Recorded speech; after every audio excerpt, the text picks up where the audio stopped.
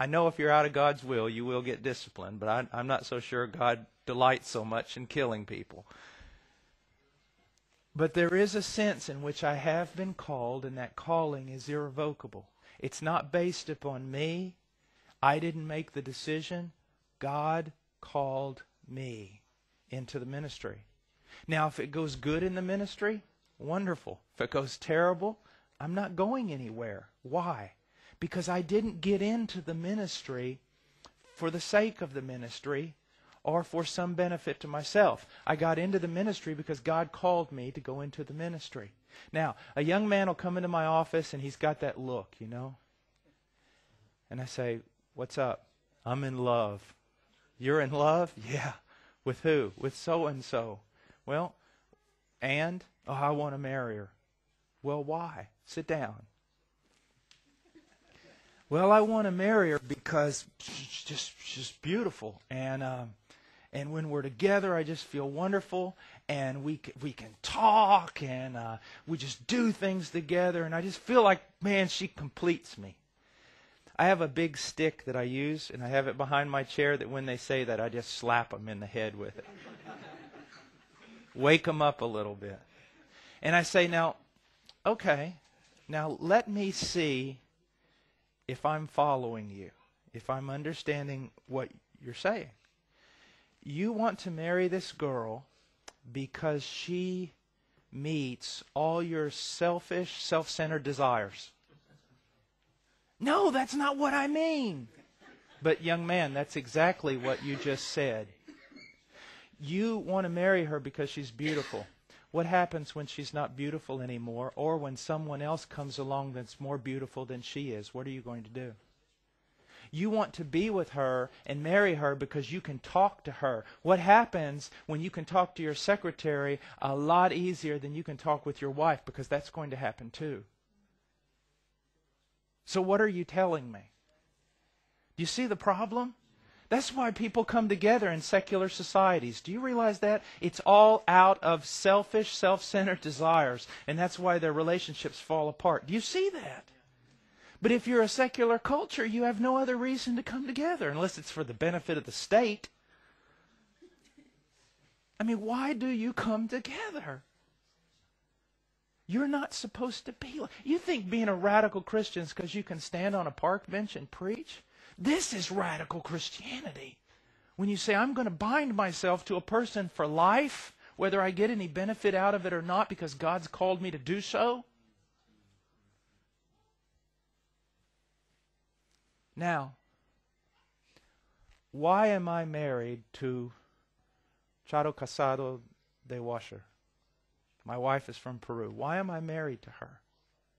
Well, you want the rock-solid basis for it? Now, this isn't all my marriage, but this is the foundation of it.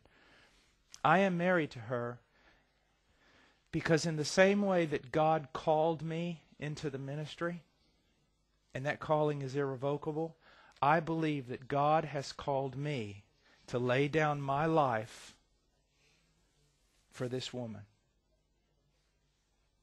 To lay down my life in service to his daughter. That's why I'm married. You say, well, that's not very romantic. I didn't say that was my marriage. I said that was the foundation of it.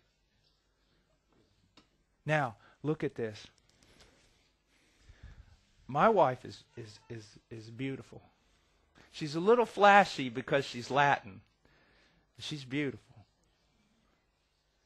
Now, let's say that some sort of chemical imbalance throws off her whole life and she's not beautiful anymore. Or let's say that she's in a car accident and she's crippled. I'm not going anywhere. Why? Because I didn't marry her because she's beautiful. I married her because of an irrevocable calling on my life to lay down my life for a daughter of God. Do you see that? Do you see that?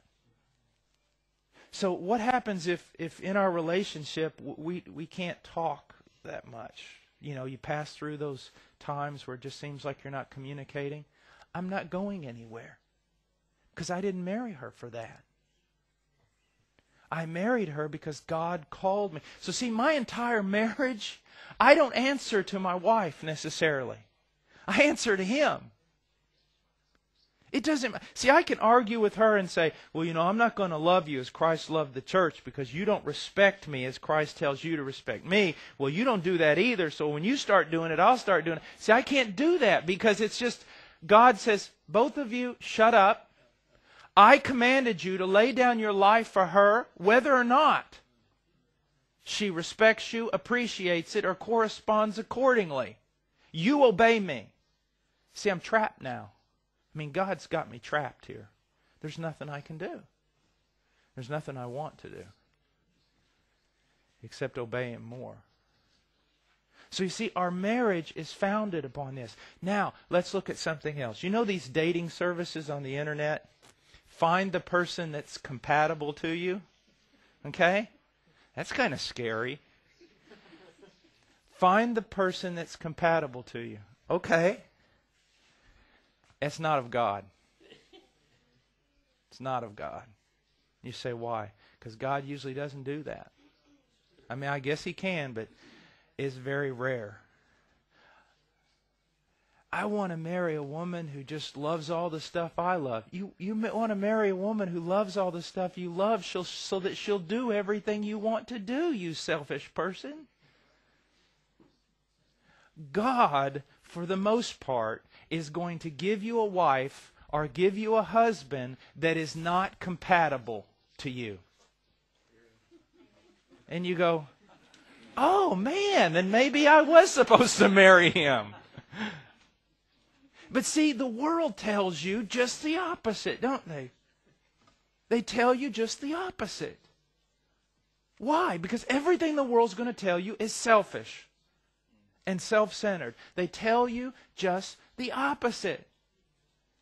Now, here's the way it's going to be. God will give you a mate who is strong in all the areas where they must be strong so that you are not tempted beyond what you can bear. But God is going to give you a husband, a wife, who does not meet your expectations in many of the areas where you most want him or her to meet your expectations. Why? Because he hates you? Why is he doing this? Well, first of all, many of your expectations are probably carnal and self-centered. But the most important reason is this. When you think about Jesus, what do you think about? Do you think about his wrath, his judgment? I don't. That's there. But when I think about Jesus, someone said, describe for me Jesus. What are the first words that pop into your mind with regard to Jesus? It would be unconditional love,